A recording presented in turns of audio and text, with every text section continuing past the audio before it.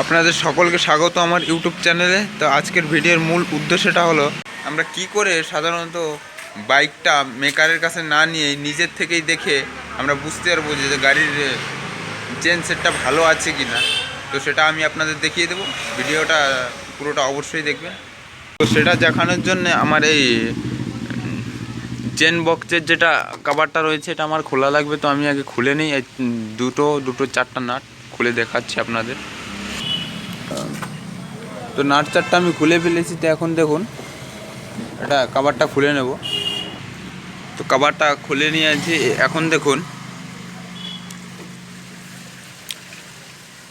এর চেন সেটটা বোঝার সহজ উপায় হচ্ছে আপনি প্রথমে দেখবেন, আপনি যখন গাড়ি চালাবেন তখন দেখবেন যে এটা কটকট কটকট করে শব্দ হয় বা এখান থেকে ঘষে যায়। চাকাটা ঘুরলে ভালো বুঝতে পারবেন। ঘুরিয়ে নিচ্ছি তাই এখান থেকে দেখুন এই যে জায়গাটা দেখছেন পাশে, এখানে নিচে যদি আপনার ঘষে যায় তাহলে বুঝবেন আপনার চেন সেটটা ঢিলে আছে।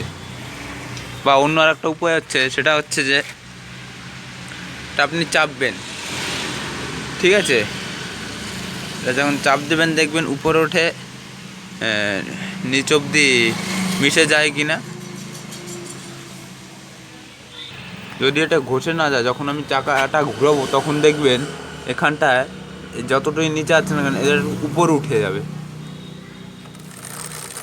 দেখুন এখান থেকে কিন্তু একটু উপরে উঠে গিয়েছে। যদি এমনটা হয় তাহলে বুঝবেন যে আপনার চেন সেটটা ভালো আছে। যদি এরকম আমি যদি ঘুরাই, এটা এই চেনটা যদি উপরে না উঠে যদি এইভাবে ঘষে যায়, এই দেখুন উপরে না উঠে যদি এরকমভাবে ঘষে যায় তাহলে বুঝবেন আপনার চেন সেটটা ঢিলে হয়ে গিয়েছে, সেটা আপনার পাল্টানো। নাহলে অনেক সময় কি হয়, আপনার গাড়ি যখন আপনি চালান কড়কড় করে শব্দ, অনেক সময় অনেকের আছে চেন সেটটা পড়ে যায়, তখন কিন্তু আমাদের মাথাটা অত্যন্ত গরম হয়ে যায়, ঠিক আছে, আমরা কিন্তু রেগে যাই। গাড়ি চালানো অবস্থায় আমাদের তাড়াহুড়ো থাকে। আবার অনেক সময় এমন হয় যে আপনার চেন সেটটা তো ভালো আছে, টাইট আছে, কিন্তু গ্রিপের কিছু অসুবিধা সমস্যার কারণে আপনার কড়কড় করে শব্দ হয়। সেটা কি এখনই দেখিয়ে দিচ্ছি আপনাদের, সঙ্গে থাকুন ভিডিও। সেটা দেখার সহজ উপায় হচ্ছে এই দেখুন আমাদের চেনের এই যে কাঁটাটা রয়েছে, এই যে ঘুরছে এই যে কাঁটাটা, হ্যাঁ যে কাঁটাটা, এটা দেখবেন উপর দিয়ে ক্ষয় হয়ে গিয়েছে কিনা। এরকম যদি উঁচু লম্বা লম্বা অতিরিক্ত থাকে তাহলে বুঝবেন আপনার গ্রিপটাও ভালো আছে, যে গ্রিপটা কাটার যে গ্রিপ এটাও ভালো আছে, ঠিক আছে। আর এটা যে ক্ষয় হয়ে যায় তাহলে বুঝবেন চেন সেটটা তো ভালো কিন্তু এইটা ক্ষয় হয়ে গেছে। এটা আসলে খারাপ হয়ে গেলেও আপনার অনেক সময় কী হয়, গ্যারেজ যখন আপনি ঠিক করতে যাবেন তখন আপনার সব চেন সেট সহকারে কিন্তু আপনার পরিবর্তন করা লাগে। বা যদি পুরনো থেকে থাকে ভালো তাহলে আপনাদেরকে লাগিয়ে দিতে পারে। তো অবশ্যই এটা আপনি দেখে রাখবেন, এতে আপনার বাইকটা চালানোতে কোনো অসুবিধা হয় না। কিন্তু দেখুন গাড়ির যে শুধু ইঞ্জিন ভালো থাকলে, চাকার টায়ার ভালো থাকলে, ঠিক আছে, আপনি ভালো গাড়ি চালাতে পারেন, তাতেই কিন্তু হবে না। এই চেনটাও কিন্তু একটা গুরুত্বপূর্ণ বিষয়, কারণ চেন খারাপ থাকলে কিন্তু পিছনের চাকাই ঘুরবে না, তখন আপনি গাড়ি চালাবেন কি করে, আপনার যতই ইঞ্জিনটা ভালো থাকুক না কেন। তাই এটাও কিন্তু একটা দেখার বিষয়।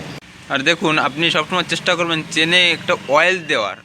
অনেকে আছে, ঠিক আছে, মোবিল গাড়ির যে পুরনো মোবিলটা থাকে ওটা দিয়ে দেয়, আসলে ওটা দেওয়া উচিত না। এর জন্যে অনেক স্প্রে কিনতে পাওয়া যায়, chain spray, chain set spray, ওটা গ্যারেজে পেয়ে যাবেন, যে কোনো গ্যারেজে, বড় বড় গ্যারেজগুলোতে। তো ওগুলো দিয়ে রাখবেন। মূলত চেনটা তাড়াতাড়ি ক্ষয় হচ্ছে, অনেকে আছে একদম শুকনো রাখে।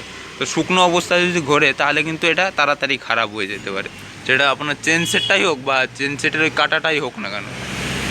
তার জন্য আমি আপনাকে রিকমেন্ড করব যে আপনি সবসময় চেনে কোনো একটা কিছু একটা স্প্রে করে রাখবেন। সে স্প্রে হোক, আর যদি আপনার ওটা দিতে ভালো না লাগে, টাকা পয়সা অনেক আছে, অনেক গরিব মানুষ, তো তারা ইঞ্জিন অয়েলটাও দিতে, মোবিলটাও দিতে পারেন, কিন্তু মোবিলটা নতুন দেওয়ার চেষ্টা করবেন, নতুন যে মোবিলটা ওটা।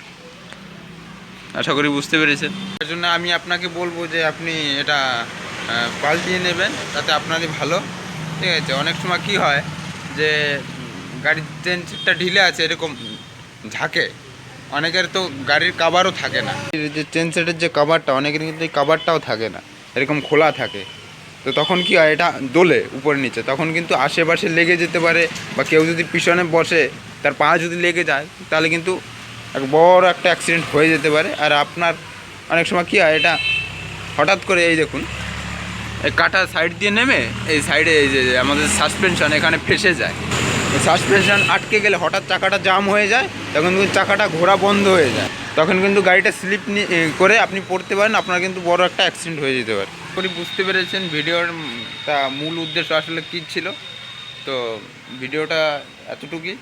যদি ভিডিওটা ভালো লেগে থাকে অবশ্যই একটা লাইক করবেন, আর চ্যানেলটা নতুন হলে চ্যানেলটা সাবস্ক্রাইব করে পাশে থাকবেন। ধন্যবাদ সকলকে।